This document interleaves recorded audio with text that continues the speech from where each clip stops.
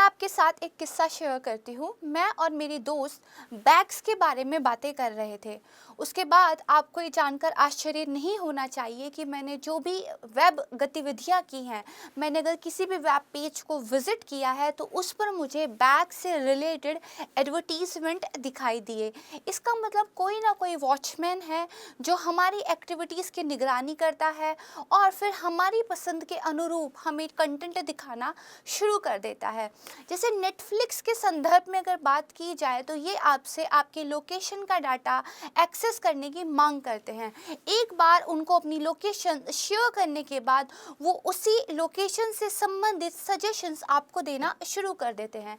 यहाँ तक बात ठीक भी है क्योंकि मैं भी कंफर्टेबल हूँ कि मुझे मेरी रुचि के अनुरूप चीज़ें दिखाई जाए। लेकिन प्रॉब्लम तब हो जाती है जब मेरी रुचि को मेरे ही द्वारा दिए गए डाटा को ट्वीक करके बदलने की कोशिश की जाती है।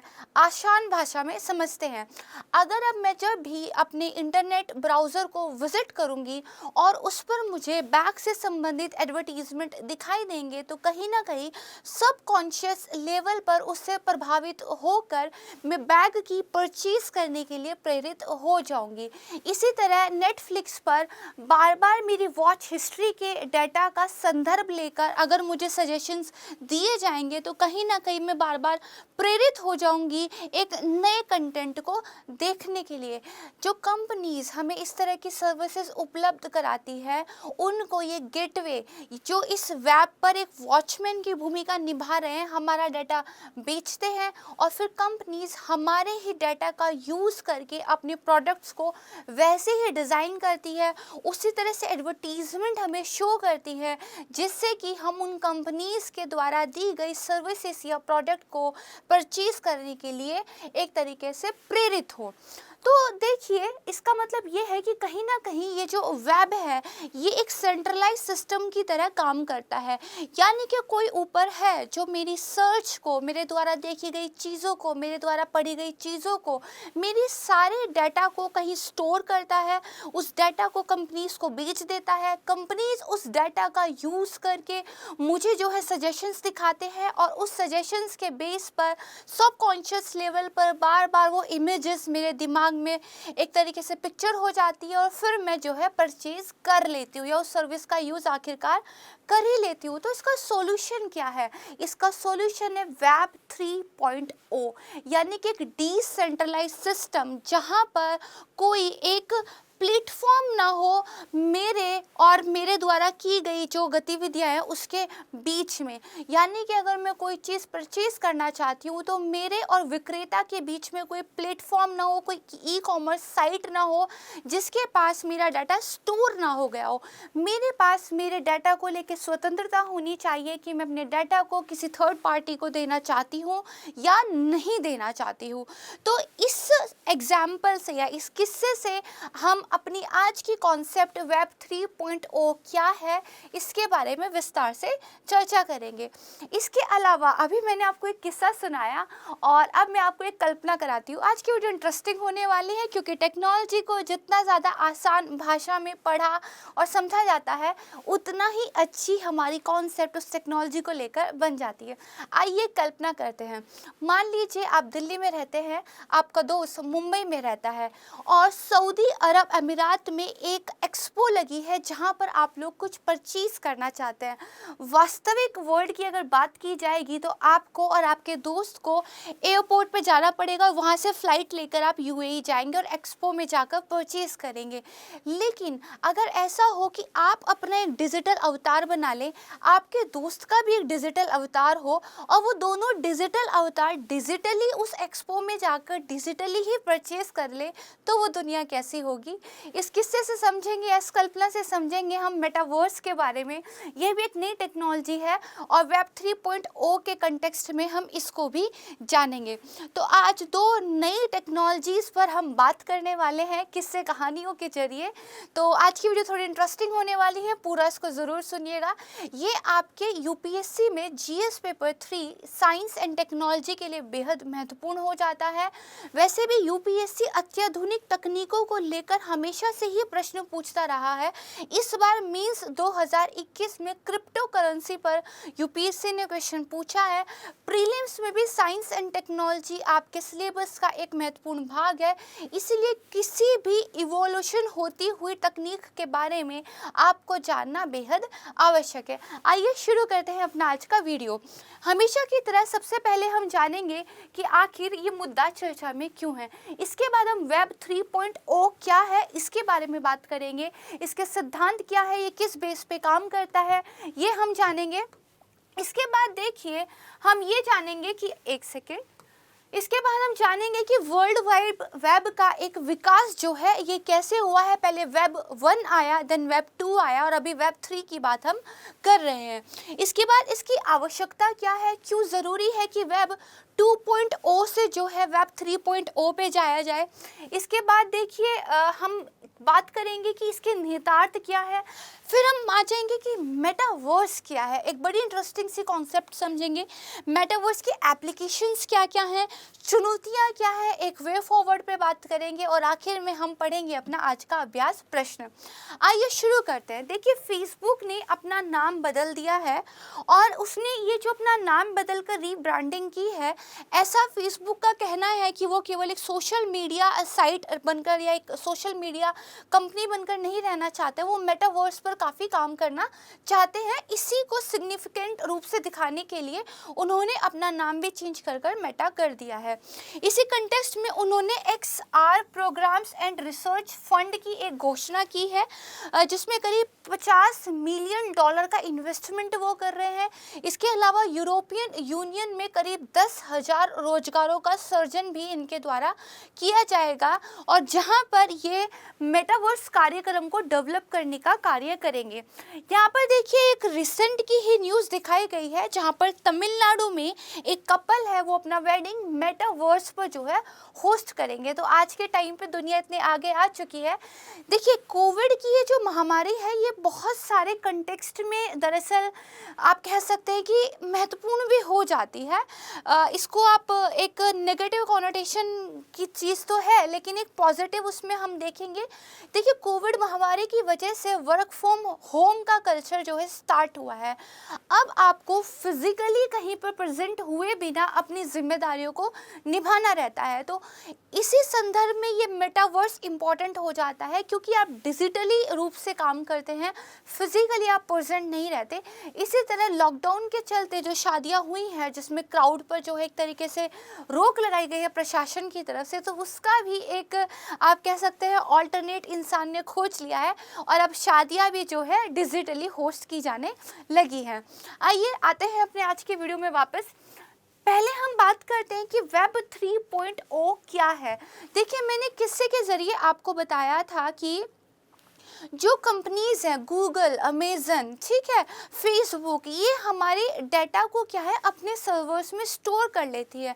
जैसे फेसबुक के ऊपर एक आरोप ये लगा था कि उन्होंने अमेरिकी जो इलेक्शन था उसमें डाटा को ट्वीक करके जो इलेक्टोरेट्स थे उनको प्रभावित करने की कोशिश की है और उनके वोटिंग बिहेवियर को चेंज करने की कोशिश जो है फेसबुक ने की है। इसका मतलब कहीं ना कहीं डाटा का राष्ट्रीय सुरक्षा के संदर्भ में भी एक दुरुपयोग हो सकता है। तो हमें ये समझने की ज़रूरत है कि हमारा डाटा कितना इम्पोर्टेंट है। मेरी रुचियों के बारे में, मेरी एक पूरे जीवन के बारे में, मेरा वर्क का एड्रेस कहाँ है, मेरा होम एड्रेस कहाँ पे है, मैं कौन सी कैब सर्विसेज यूज़ करती हूँ, मेरी शॉपिंग हैबिट्स क्या हैं, ये सब डाटा के रूप में उन कंपनीज़ के पास स्टोर रहता है। आप मान सकते हैं कि मेरी ज़िंदगी का एक पूरा चिट्ठा ये मल्टीनेशनल कंपनीज़ अपनी मुट्ठी में रखती है। तो कहीं ना कहीं मेरा अपनी ज़िंदगी पर कंट्रोल कम हो जाता है, क्योंकि मैं उन एडवर्टीज़मेंट के द्वारा अपनी रुचियों को बदल रही हूँ या मैं उन एडवर्टीज़मेंट के आधार पर सर्विसेज का उपयोग कर रही हूँ या प्रोडक्ट्स का यूज़ कर रही हूँ जो मुझे इन कंपनीज़ के द्वारा दिखाए जा रहे हैं। इसीलिए वेब 3.0 बात करता है एक डिसेंट्रलाइज सिस्टम की, जहाँ पर कोई एक सेंट्रल अथॉरिटी नहीं होगी। यहाँ पर पीयर टू पीयर ट्रांजेक्शन्स की बात की जाती है, यानी कि जो दो व्यक्ति आपस में कम्युनिकेट करना चाहते हैं वो सीधे ही एक दूसरे से बात कर सकेंगे, उन्हें किसी थर्ड प्लेटफॉर्म की ज़रूरत नहीं होगी। जैसे चैटिंग का अगर एक एग्जांपल ले तो चैट करने के लिए आपको व्हाट्सएप की एक प्लेटफॉर्म की ज़रूरत होती है, अगर आपको पिक्चर्स शेयर करने हैं तो आपको इंस्टाग्राम जैसे प्लेटफॉर्म की ज़रूरत होती है। लेकिन वेब 3.0 में आप सीधे ही अपनी इमेजेस को ब्रॉडकास्ट कर पाएंगे, इसके लिए आपको इंस्टाग्राम, व्हाट्सएप, फेसबुक जैसे किसी थर्ड प्लेटफॉर्म की ज़रूरत नहीं पड़ेगी। ये 3 सिद्धांतों पे बेसिकली काम करता है। पहला सिद्धांत है ओपन, दूसरा जो सिद्धांत होता है कि ये परमिशन लेस होगा, यहाँ पे आपकी किसी की परमिशन नहीं लेनी पड़ेगी, और तीसरा जो सिद्धांत होता है इसमें 3D टेक्नोलॉजी या आर्टिफिशियल इंटेलिजेंस वगैरह जो है इन सब का यूज़ किया जाएगा। देखिए, अगर ट्विटर की बात की जाए तो ट्विटर के पास ये पावर है कि वो आपके ट्वीट्स को डिलीट कर सकता है। यूट्यूब के संदर्भ में भी अगर बात की जाए तो वहाँ अगर कल को यूट्यूब ये घोषणा कर दे कि हम यूट्यूब को बंद कर रहे हैं तो आपके और मेरे मिलने का जो एक माध्यम है ये ख़त्म हो सकता है, हमारे पास फिर ऑल्टरनेट ऑप्शन हमें तलाशने पड़ेंगे। लेकिन वेब 3.0 में आपके और मेरे मध्य शिक्षा का ये आदान प्रदान डायरेक्ट होगा, पीयर टू पीयर होगा, इसके लिए हमें यूट्यूब जैसे किसी माध्यम की ज़रूरत नहीं पड़ेगी। तो ये है वेब 3.0। मुझे उम्मीद है कि एक आसान लैंग्वेज में मैं आपको समझाने में सफल रही होंगी। देखिए, वेब 3.0 में ऑनलाइन बातचीत, ऑनलाइन भुगतान के लिए एक विकेंद्रीकृत इंटरनेट बनाया जाएगा, एक डिसेंट्रलाइज इंटरनेट बनाया जाएगा, और इसके लिए ब्लॉकचेन और टोकन जैसी तकनीकों का उपयोग करेगा। आपके दिमाग में प्रश्न आया होगा कि मैम बोल रहे हैं कि इस डायरेक्ट आप ब्रॉडकास्ट करते हैं पिक्चर्स को बिना किसी प्लेटफॉर्म की, ये कैसे होगा? देखिए, अब से कुछ साल पहले तक अगर आपको मनी को एक जगह से दूसरी जगह ट्रांजैक्ट करना है तो बैंकों की ज़रूरत आपको पड़ती थी, लेकिन ब्लॉकचेन टेक्नोलॉजी ने ये सुलभ बना दिया कि बिना किसी अथॉरिटी के, बिना किसी सरकार के, बिना किसी राज्य के, बिना किसी बैंक के, आप जो आपकी क्रिप्टो करेंसीज हैं वो ब्लॉकचेन टेक्नोलॉजी के माध्यम से डायरेक्ट ट्रांजैक्ट कर सकते हैं। इसी ब्लॉकचेन टेक्नोलॉजी का यूज़ करके वेब 3.0 जो है peer to peer connection establish करेगा, और यहाँ पे एक सिमेंटिक नेटवर्क जो है यूज़ होगा। इस सिमेंटिक नेटवर्क में क्या होता है, पीयर्स के बीच में उनको नोड्स के रूप में देखिए एक तरीके से रख दिया जाता है, और वो नोड्स आपस में एक दूसरे से डायरेक्ट कनेक्ट रहती है, एक नेटवर्क बनाती है। इसके लिए किसी थर्ड पार्टी प्लेटफॉर्म की ज़रूरत नहीं होती। तो आई थिंक अब आपके प्रश्न का समाधान हो गया होगा कि बिना किसी सेकंड प्लेटफॉर्म की ज़रूरत के हम डायरेक्ट जो है आपस में कम्युनिकेशन कर सकते हैं।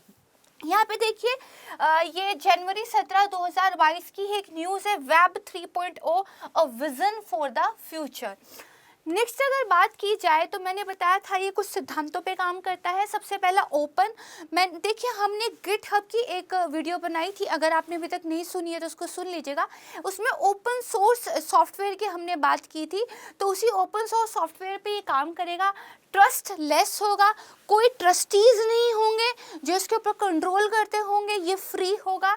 इसके अलावा अनुमतिहीन, परमिशन लेस होगा। उपयोगकर्ता और आपूर्तिकर्ता को किसी दूसरे व्यक्ति के बीच में ज़रूरत नहीं पड़ेगी। ठीक है। How the future of streaming will be leverage web 3.0 to make media free of every end user. इस तरह के कुछ न्यूज़ हैं जो लगातार जो है चर्चा में हैं। इसके बाद देखिए, अगर उदाहरण की बात की जाए तो जैसे फेसबुक पे अरबों उपयोगकर्ताओं का डेटाबेस फिलहाल बना हुआ है, लेकिन फिर वो ऐसा करने में सक्षम नहीं होगा क्योंकि दो नोड्स आपस में डायरेक्ट कम्युनिकेट कर रहे हैं, उनको अपना डाटा कहीं पर सेव करने की ज़रूरत नहीं पड़ रही है। इसके अलावा देखिए, कुछ विशेषताएं, सर्वव्यापकता यूनिवर्सल ये होगा, सिमेंटिक वेब होगा, नोड्स के रूप में आप डायरेक्टली जो है कनेक्ट रहेंगे, और आर्टिफिशियल इंटेलिजेंस और 3D ग्राफिक्स, ये जो है इसकी कुछ विशेषताएं होंगी। अभी देखिए, जब आप कोई वेबसाइट विजिट करते हैं, कोई वीडियो देखते हैं, तो उसको हम 2D यानी कि 2 डायमेंशन डायमेंशंस में देखते हैं। लेकिन जब वेब 3.0 आ जाएगा तो यहाँ पे 3D यानी कि 3 डायमेंशंस में चीज़ों को आप देख पाएंगे, जैसे किसी भी चीज़ को लाइव देख पाते हैं। और मेटावर्स में भी यही सिद्धांत जो है हम पढ़ेंगे। इसके बाद देखिए इसका एक बहुत अच्छा उदाहरण होता है NFT। NFT मतलब non fungible token. Fungible means क्या होता है, किसी चीज़ के साथ आप उसको एक्सचेंज कर सकते हैं। जैसे अगर आपके पास 100 रुपये का नोट है तो आप जाके उसको 10-10 के नोट में कन्वर्ट कर सकते हैं, कॉइन में बदल सकते हैं। लेकिन नॉन फंजिबल टोकन हो जाता है यूनिक, जो किसी और चीज़ के साथ इंटरचेंजेबल नहीं है। ये कोई भी डिजिटल डाटा हो सकता है, जैसे डिजिटली कोई पेंटिंग है, कोई सॉन्ग है, ठीक है, वो अपने आप में क्या है, एक नॉन फंजिबल टोकन है। इसको आप किसी दूसरी चीज़ में कन्वर्ट नहीं कर सकते, चेंज नहीं कर सकते। डिजिटली अगर कोई डाटा है वो उसी ही रूप में रहेगा। देखिए ये मैं आपको एकदम से अलग कॉन्सेप्ट क्यों पढ़ा रही हूँ। मैंने आपको बताया कि वेब 3.0 में लोग आपस में डायरेक्ट बात कर सकेंगे ब्लॉकचेन टेक्नोलॉजी के द्वारा। तो जो ब्लॉकचेन टेक्नोलॉजी है ये दरअसल नॉन फंजिबल टोकन्स के रूप में बेसिकली इस धारणा के साथ एक काम करती है। इसमें क्या होता है, मान लीजिए ये एक चेन है, यहाँ पर एक नया NFT चेन की तरह जुड़ता चला जाता है। यानी कि अगर दो लोगों के मध्य कोई भी कम्युनिकेशन हुआ है, कोई भी आदान प्रदान किसी चीज़ का हुआ है, तो उसका समय, उसका स्थान, उसका पता वो यहाँ पे जो है दर्ज हो जाता है और कोई भी व्यक्ति इसको हटा नहीं सकता है, इसमें कोई चेंज नहीं कर सकता है। ये रियल टाइम में जुड़ जाता है और हर व्यक्ति इसको देख सकता है। यानी कि आप जो है चीज़ों को डिस्टॉर्ट नहीं कर सकते और कोई भी व्यक्ति इसको वेरीफाई कर सकता है कि किस टाइम में किस पते पर क्या एक्सचेंज हुआ है। ठीक है, NFT के बारे में जब हम मेटावर्स पढ़ेंगे तब हम फिर से आएंगे, तब ये आपको और ज़्यादा अच्छे तरीके से क्लियर हो जाएगा। तो यहाँ पे हमने वेब 3.0 की बात की। अब देख लेते हैं वर्ल्ड वाइड वेब का विकास कैसे हुआ है। देखिए वेब 1 आया था 1990 से 2000 के बीच में। ये रीड ओनली वेब था, यहाँ पे आप वेबसाइट्स को बस विजिट कर सकते थे और पढ़ सकते थे। उसके बाद वेब 2 आ गया जो अभी हाल में हम यूज़ करते हैं। ये लगभग 2000 में आया, 2004 से ये यूनिवर्सली यूज़ होने लगा। इसमें रीड एंड राइट दोनों आते हैं। ये इंटरेक्टिव वेब है, यहाँ पे आप कमेंट कर सकते हैं, वीडियोस को अपलोड कर सकते हैं। यहाँ पर आप सिर्फ कंज्यूमर नहीं हैं, आप क्रिएटर भी हैं, आप सप्लाई भी करते हैं, आप वीडियोस बनाते हैं, कंटेंट बनाते हैं। इसके बाद देखिए वेब 3.0 आएगा, ये अभी आना बाकी है। ये जो है इंटरनेट को और ज़्यादा क्या है बुद्धिमान बना देगा और आर्टिफिशियल इंटेलिजेंस के साथ मानव जो है आपस में बातचीत कर सकेंगे। ठीक है, अब देखिए हमें वेब 3.0 की ज़रूरत क्यों है। अब तक मैंने आपके साथ जितनी भी बातें शेयर की, अपने और अपनी दोस्त का एक किस्सा शेयर किया था, उससे आपको समझ में आ गया होगा कि हमें ज़रूरत क्यों है। तो सबसे पहले तो गोपनीयता का नुकसान, बिल्कुल ठीक बात है, हमारे डाटा पे बस हमारा ही अधिकार होगा। इसके बाद दूसरा देखिए डेटा का स्वामित्व, मेरे डाटा पर मेरा ही जो है अधिकार होगा, मेरे डाटा की सेफ्टी मेरे हाथ में होगी। इसके बाद देखिए साहित्य की चोरी। अभी क्या होता है प्लैगियरिज्म, यानी कि कोई भी किसी के कंटेंट को कॉपी पेस्ट करके कुछ भी बना लेता है और जिसने ओरिजिनल कंटेंट बनाया है उससे ज़्यादा फ़ायदा उसको हो जाता है जिसने कंटेंट को कॉपी किया है। लेकिन क्योंकि ये NFT नॉन फंजिबल टोकन या ब्लॉकचेन टेक्नोलॉजी पे काम करता है, जिसमें स्टार्टिंग में किसने क्या किया था ये स्टोर रहता है, उसको वेरीफाई करना आसान है, तो यहाँ से चोरी करना जो है मुश्किल हो जाएगा, क्योंकि अगर चोरी हुई भी है तो उसको पकड़ना जो है आसान हो जाएगा। ठीक है, नेक्स्ट देखिए क्यों ज़रूरी है। तो हमने जाना सबसे बड़ी बात गोपनीयता वाली आती है। यहाँ पर मेरे डाटा को कोई चुरा के किसी और को मेरी परमिशन के बिना नहीं दे सकता है। डिसेंट्रलाइज सिस्टम होगा जिसमें मेरा ही अधिकार होगा। अब देखिए ये एकाधिकार की जो समस्या है, जो ये कुछ मल्टीनेशनल कंपनीज ही इसकी सर्वोसर्वा बन बैठी है, उसका समाधान कैसे करेगा। तो एक तो ये निष्पक्ष इंटरनेट हो जाएगा, डिसेंट्रलाइज होगा। ठीक है, तो यहाँ पर अगर किसी को कोई सामान बेचना है और मुझे कोई सामान खरीदना है तो मुझे किसी ई कॉमर्स साइट की ज़रूरत नहीं है, हम दो लोग आपस में ही जो है ट्रांजैक्ट कर सकते हैं। और जो ब्लॉकचेन टेक्नोलॉजी के अंदर लेजर जुड़ते चले जाते हैं एक एक करके बाद, वो डायरेक्टली ही सत्यापित कर लेंगे कि किस टाइम पर क्या ट्रांजैक्शन हुई है, जिसको वेरीफाई करना भी आसान होता है। ठीक है, तो इस तरीके से ये जो है देखिए क्या कर। इसके अलावा विक्रेता को प्रमाणित सुनिश्चित करने में भी ब्लॉकचेन टेक्नोलॉजी की आपको हेल्प मिल जाएगी।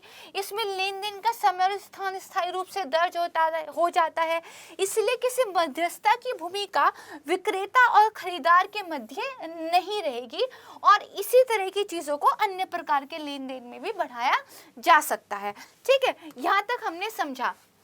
देखिए एक अन्य विशेषता आती है, मैंने बताया कि कोई भी इसको जो है कंट्रोल नहीं करेगा, तो फिर ये सारी की सारी प्रोसेस चलेगी कैसे। एक वर्ड आता है, देखिए DAO यानी कि डिसेंट्रलाइज ऑटोनोमस ऑर्गेनाइजेशंस। यहाँ पे क्या होगा, टोकन्स मिलेंगे। जैसे मान लीजिए मैंने कोई पेंटिंग डिजिटली बेची है तो उसके बदले में मुझे क्या है, टोकन मिल जाएगा। या फिर यूट्यूब को मुझे यूज़ करना है तो DTube जो कि एक डिसेंट्रलाइज वर्जन है यूट्यूब का, वहां पर मान लीजिए मैं अपनी वीडियो अपलोड करना चाहती हूँ तो वहां पर वीडियो अपलोड करने के लिए भी मुझे टोकन भुगतान करना पड़ेगा और वहां पे मेरा वीडियो अपलोड होने के बाद अगर कोई इसको देखना चाहता है तो वो मुझे टोकन देगा वीडियो देने के बदले। तो यहाँ पे क्या है, टोकन्स के रूप में चीज़ें होंगी और जिसके पास जितनी ज़्यादा टोकन होंगे उसके पास उतनी ज़्यादा एक तरीके से वोटिंग पावर हो जाएगी। तो ये टोकन वाले जितनी भी एक कम्युनिटी होगी ये डिसेंट्रलाइज ऑटोनोमस ऑर्गेनाइजेशन के रूप में काम करेगी और रूल्स और रेगुलेशन बनाने के लिए कि ये वेब किस तरह काम करे, क्या होना चाहिए, किस तरह के नियम कानून हो, वो जो टोकन वाले लोग होंगे वो अपनी वोटिंग के जरिए जो है यहाँ पर फैसले लेंगे। एक बार सब कुछ डिसाइड होने के बाद इसको खाली छोड़ दिया जाएगा, जैसे कि क्रिप्टो करेंसीज एक बार उसको बना के छोड़ दिया गया, अब पब्लिक जो है माइन करती है, अपनी क्रिप्टो करेंसी लेती है और उसको आपस में ट्रांजैक्ट करती है। तो ये कॉन्सेप्ट भी आप जो है वेब 3.0 के रूप में ध्यान रखिएगा कि यहाँ पे पीयर टू पीयर ट्रांजैक्शन और ब्लॉकचेन टेक्नोलॉजी तो है ही, एक तीसरी कॉन्सेप्ट आपकी विकेंद्रीकृत स्वायत्त संगठन भी है। ठीक है, ये जो नियम बना देंगे उसके अनुरूप जो है सॉफ्टवेयर वगैरह फिर काम करेंगे। ठीक है, नेक्स्ट अब हम बात करते हैं कि वेब 3.0 अगर आ जाता है तो इससे हमारी दुनिया पर क्या प्रभाव पड़ेगा, इसके निहितार्थ क्या है। तो सबसे पहली बात तो व्यक्तिगत डाटा पर विकल्प। अब मुझे मेरे डाटा के ऊपर क्योंकि राइट मिल गया है तो मेरे पास विकल्प है कि मैं इसको बेचना चाहती हूँ या नहीं, और अगर बेचना चाहती भी हूँ तो किसको बेचना चाहती हूँ। इसके बाद देखिए जो बड़ी टेक कंपनियां हैं उन पे प्रभाव पड़ेगा। अभी वो सर्वोसर्वा बने बैठे हैं, बाद में वो क्या है डीरेगुलेट करेंगे, चीज़ों को और ज़्यादा डेमोक्रेटिक तरीके से बनाएंगे। तीसरा क्या है, एक नया नियामक वातावरण, एक नया रेगुलेटरी जो है इन्वायरमेंट बन के आएगा और हो सकता है कुछ कंट्रीज, कुछ कंपनीज इन नई टेक्नोलॉजी पे अपना कब्जा करने के प्रयास करते शुरू कर दें। जैसे चीन ने तो क्रिप्टो करेंसीज पे काम करना शुरू कर भी दिया है। तो ये कुछ ऐसी चीज़ें हैं जो इस वेब 3.0 के आने से हमारे इस दुनिया में फ़र्क लेकर आएंगी। अगर भारत के संदर्भ में बात की जाए तो भी वेब 3.0 भारत में आने में काफ़ी टाइम है। हालांकि काफ़ी सारी स्टार्टअप कंपनीज यहाँ पे काम कर रही है, जैसे पॉलीगन काफ़ी महत्वपूर्ण है और हाल ही में इसने 10 अरब डॉलर के बाजार के पूंजीकरण को भी पार कर लिया है। अगर भारत के जीडीपी में योगदान की बात की जाए तो एक अनुमान लगाया गया है कि 1.1 ट्रिलियन डॉलर का अतिरिक्त योगदान जो है ये भारत की जीडीपी में कर सकता है। ठीक है, अब हम बात करते हैं मेटावर्स क्या है। मैंने आपसे कल्पना कराई थी वीडियो के स्टार्टिंग में, अब एक और कल्पना करते हैं। अभी मैं आपको पढ़ा रही हूँ, आप मुझे कैमरा के उस पार जो है पढ़ रहे हैं। अपने अपने घरों में आप लोग हैं, क्या हो कि अगर आप सभी के अपने डिजिटल अवतार हो, किसी ने अपने आप को स्पेक्स वाला बनाया हो, किसी ने अपने आप को पढ़ाकू बनाया हो, किसी ने अपने आप को किसी रूप में बनाया हो, हर किसी के पास ये फ्रीडम हो कि वो अपना कैसा डिजिटल अवतार बनाना चाहता है और उन सब के डिजिटल अवतार यहाँ मेरे पास क्लासरूम में आकर पढ़ाई कर रहे हो। ये होना संभव है अगर मेटावर्स पॉसिबल हो जाता है तो। इसके अलावा एक और कल्पना हम करते हैं, मान लीजिए आपकी फैमिली जो है कलकत्ता में रहती है, आप दिल्ली में रहते हैं और आपके किसी फ्रेंड ने आपको मुंबई के एक रेस्टोरेंट में डिनर पर आमंत्रित किया है। क्या हो कि अगर आप जो कि दिल्ली में रहते हैं, आपकी फैमिली जो कि कोलकाता में रहती है, वो मुंबई में डिजिटली अपने अवतार के साथ जाए और आपके फ्रेंड के साथ डिजिटली एक डिनर को जो है एंजॉय करे। तो ये सब पॉसिबिलिटीज़ पॉसिबल हैं अगर मेटावर्स आ जाता है। कहने का मतलब ये है कि आभासी दुनिया और जो रियल वर्ल्ड है यानी कि वर्चुअल वर्ल्ड और रियल वर्ल्ड को मिक्स कर देता है, मिला देता है।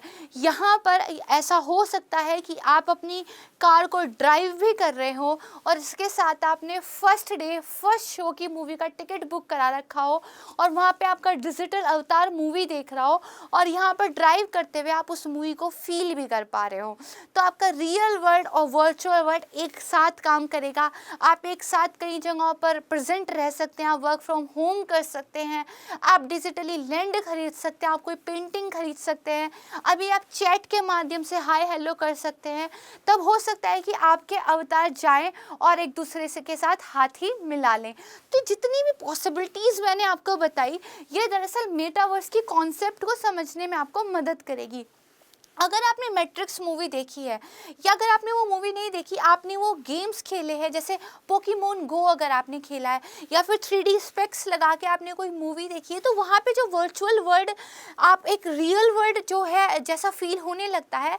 अगर ये इसमें से कुछ भी आपने एक्सपीरियंस किया है तो मेटावर्स को समझने में आपको आसानी हो जाएगी। तो देखिए, नील स्टीफन्स ने 1992 में अपना जो एक नॉवेल लिखा था स्नो क्रैश, उसमें ये वर्ड मेटावर्स जो था इसको गढ़ा था। और मेटा का मतलब होता है बियॉन्ड यानी कि परे जाके, वर्स मतलब कि यूनिवर्स यानी कि यूनिवर्स से परे, बियॉन्ड यूनिवर्स एक वर्ल्ड की बात की जा रही है। यानी कि हमारी ये जो रियल वर्ल्ड की दुनिया है इससे परे जाके एक आभासी ब्रह्मांड की बात जो है मेटावर्स के अंदर की जा रही है। यहाँ पे जो वास्तविक लोग हैं उनके अवतार होंगे और वो बेसिकली रहते होंगे। ठीक है, ये जो अवधारणा है ये इंटरनेट की उत्तराधिकारी है, यानी कि इंटरनेट के बाद मेटावर्स ही जो है भविष्य है। अब देखिए, मैंने आपको बता दिया कि इस आभासी दुनिया के वातावरण को बेसिकली बताता है जिसको इंटरनेट के माध्यम से आप एक्सेस कर सकते हैं। सोशल मीडिया हो, ऑनलाइन गेमिंग हो, ऑग्यूमेंटेड वर्चुअलिटी हो या फिर वर्चुअल रियलिटी हो, क्रिप्टो करेंसी के माध्यम से लेन देन हो, ये सब मेटावर्स के अंदर हो सकता है। हो सकता है कि आप जो है अपने दोस्त के साथ चैट करने के बजाय सीधे मिल लें और वहीं पर आप दोनों दोस्तों ने ये प्लान बना लिया हो कि चलो कुछ गेम खेलते हैं और आप दोनों एक रेस वहीं पर जो है लगाना शुरू कर दें और ये सब कुछ डिजिटली हो रहा हो, तो ये मेटावर्स में हो सकता है। यहाँ पे देखिए, real time 3D virtual space होगा। अभी मैं आपको कैमरा में 2D में दिखाई दे रही हूँ, लेकिन तब हम 3D जो है एक दूसरे को देख सकेंगे। इसके बाद देखिए, यहाँ पर आप उपयोगकर्ता जो है जो एक ही भौतिक स्थान में नहीं है, एक जगह एक फिजिकल वर्ल्ड में नहीं है, लेकिन वो मिल सकते हैं, एक दूसरे से बात कर सकते हैं, सोशलिज्म कर सकते हैं, सामान और सेवाएं खरीद सकते हैं, मूवी देख सकते हैं, अन्य लोगों के साथ अन्य घटनाओं में भाग भी ले सकते हैं। दिल्ली में बैठा व्यक्ति मुंबई में भी किसी घटना में भाग ले सकता है। ठीक है, इसके अलावा देखिए, ये एक 3D वर्चुअल हैबिटेट होगा जहाँ पर हमारे 3D अवतार काम कर सकते हैं। आप जॉब भी कर सकते हो और उस जॉब के बदले आप अर्निंग भी कर सकते हो। वो सारी जो अर्निंग होगी वो आपकी नॉन फंजिबल टोकन्स में होगी। अब देखिए, यहाँ पे क्रिप्टो करेंसी और ये NFT की कॉन्सेप्ट हो जाती है। मान लीजिए मेरा एक डिजिटल अवतार है जो कि पेंटर है, वो पेंटिंग्स बनाता है। आप मान लीजिए मेरे कस्टमर, आप पेंटिंग को खरीद सकते हैं, तो आप डिजिटली मेटावर्स की दुनिया में उस पेंटिंग को खरीद सकते हैं और बदले में आप क्रिप्टो करेंसी से मुझे भुगतान कर सकते हैं। वो जो पेंटिंग है वो NFT के रूप में जो है आपको दे दी जाएगी। आपके पास ओनरशिप होगी, उसका एक सबूत होगा कि भाई NFT के रूप में इस पेंटिंग का सबूत मेरे पास है, ये मेरी है, इसको कोई और नहीं खरीद सकता। तो वो जो पेंटिंग है ना, वो अब अपने आप में एक यूनिक है, उसको आप किसी और चीज़ में कन्वर्ट नहीं कर सकते। अब आपके पास इसी तरह कोई लैंड अगर आप मेटावर्स की दुनिया में खरीदना चाहे तो वो भी आप खरीद सकते हैं। हो सकता है आप क्रिप्टो करेंसी के रूप में भुगतान कर दें, तो वो लैंड भी आपके पास नॉन फंजिबल टोकन के रूप में दर्ज हो जाएगा, आप उसके ओनर हो जाएंगे, आप एक संपत्ति का मालिक वहाँ पर हो सकते हैं। तो मुझे उम्मीद है कि ये कॉन्सेप्ट आपकी समझ में आ गई होगी। यहाँ पर देखिए, एक कल्पना दिखाई हुई है जहाँ पे लोगों के अवतार एक मेटावर्स की दुनिया में पार्टिसिपेशन कर रहे हैं। इसकी देखिए एप्लीकेशंस क्या क्या हैं। व्यक्ति साथ खेल सकते हैं, काम कर सकते हैं, एक दूसरे के साथ जुड़े रह सकते हैं। ये ऑनलाइन जो हमें समय बिताते हैं उसको और ज़्यादा मीनिंगफुल बनाता है। यानी कि ऑनलाइन देखिए हर कोई बहुत ज़्यादा समय बिताता है। फेसबुक का कहना ये है कि ये उसको और ज़्यादा बेहतर बना देगा, क्योंकि लोग आपस में और बेहतर तरीके से जुड़ पाएंगे। ठीक है, मनोरंजन के कार्यक्रमों में भाग ले सकते हैं, यहाँ तक कि आप वर्चुअली छुट्टियाँ भी मना सकते हैं। कोई संपत्ति खरीद सकते हैं, बेच सकते हैं, आप क्रिप्टो करेंसी का ट्रेड कर सकते हैं। ठीक है, अमीर भी बन सकते हैं। अब बात की जाती है इतना सब कर सकते हैं, इतनी बेहतरीन टेक्नोलॉजी है, तो कुछ चुनौतियां भी होंगी। तो सबसे पहली बात तो जो इंफ्रास्ट्रक्चर है वही इसके लिए बहुत ज़्यादा रिसोर्सेज मांगता है। किसी एक कंपनी की बस की बात नहीं है और बहुत सारी कंपनीज को जो है आना पड़ेगा। इसके बाद देखिए आइडेंटिटी क्राइसिस हो सकता है। मेटावर्स में देखिए मेरी आवाज़, मेरा चेहरा, इसको लेके मेरा डिजिटल अवतार बना हुआ है। कोई इसकी जालसाजी करके मेरी आवाज़ की कॉपी करके दूसरा डिजिटल अवतार एक क्रिएट कर सकता है और मेरी जो संपत्ति है उस पर अपना हक जता सकता है। तो आइडेंटिटी क्राइसिस हो सकता है। डेटा की गोपनीयता और सुरक्षा से संबंधित यहाँ पे चुनौतियाँ आती हैं। इसके अलावा कौन इसको रेगुलेट करेगा, किस राष्ट्र का कहाँ तक जो है एक तरीके से इस पे अधिकार होगा। अगर कोई अपराध हो जाता है, डिजिटली कोई चोरी हो जाती है, डिजिटली अगर कोई बैंक लूट लेता है, तो उस सबको कौन सजा देगा, डिजिटल अवतार को आप कैसे रेगुलेट करेंगे। इस तरह के मुद्दे जो हैं देखने को आते हैं। वास्तविकता के साथ जो है संपर्क शायद खत्म हो जाए। आपने पर्सनल कनेक्शन का कोमोडिफिकेशन कर दिया है, दोस्ती अब जो है बिकने लग गई है। तो यहाँ पे हो सकता है वर्चुअली आप इतना डूब जाएं उस आभासी दुनिया में ही आप दिन रात रहें कि जो रियल वर्ल्ड है उससे कनेक्शन बिल्कुल खत्म हो जाए, जैसा कि ऑनलाइन गेमिंग की दुनिया में देखने को मिलता भी है। तो इस तरह की देखिए चुनौतियां हैं जो हमें मेटावर्स में देखने को मिलती है। तो आगे की राह क्या होनी चाहिए, ये अपने आप में एक बहुत बेहतरीन टेक्नोलॉजी है जिसके बहुत सारे फायदे हो सकते हैं। एक ही डॉक्टर बहुत सारी जगह अपनी मेडिकल सर्विस दे सकता है, एक ही टीचर बहुत सारे जो है लोगों को एक साथ पढ़ा सकता है। इसके बाद देखिए लेकिन हमें क्या है कि एक सुरक्षित यूनिवर्स बनाने की ज़रूरत है, सख्त डाटा नीतियाँ बनाने की ज़रूरत है और साथ में रेगुलेशन की बहुत ज़्यादा आवश्यकता है। तो 3.0 और मेटावर्स, ये दो कॉन्सेप्ट हमने समझी, ये डिफरेंट कैसे हैं। तो देखिए 3.0 एक प्लेटफॉर्म है, ये मेटावर्स नहीं है, इससे अलग है। मेटावर्स वेब 3.0 प्लेटफॉर्म का यूज़ करके जो है अपनी तकनीकी एक तरीके से उपलब्धता बनाता है। ठीक है, तो आप कह सकते हैं कि मेटावर्स बहुत सारे प्लेटफॉर्म्स का यूज़ करके बनता है और उसमें से एक जो है वेब 3.0 है, क्योंकि इंटरनेट के द्वारा ही आप इसको एक्सेस कर सकते हैं। तो मुझे उम्मीद है कि दो चुनौतीपूर्ण तकनीकों को हम बहुत आसान किस्से कहानियों के जरिए समझने में सफल रहे होंगे। तो अब बात करते हैं आज के अभ्यास प्रश्न की। क्या मेटावर्स की अवधारणा एक क्रांति है या केवल एक महज प्रचार है? उपयुक्त तर्कों के साथ जो है अपने उत्तर की पुष्टि कीजिए। इस पर आप आंसर राइटिंग ज़रूर कीजिएगा। तो आज के लिए बस इतना ही। मुझे उम्मीद है वीडियो आपको पसंद आया होगा। अगर वीडियो आपको पसंद आया है तो इसको लाइक ज़रूर कीजिएगा। अपने दोस्तों के साथ वीडियो को ज़्यादा से ज़्यादा शेयर कीजिए। कमेंट सेक्शन में कमेंट कीजिए, हमें आपके कमेंट्स पढ़ के बेहद खुशी होती है। मेरी पूरी संस्कृति IAS टीम की तरफ से आप सभी लोगों को बेहद धन्यवाद। आपका दिन शुभ हो। नमस्कार।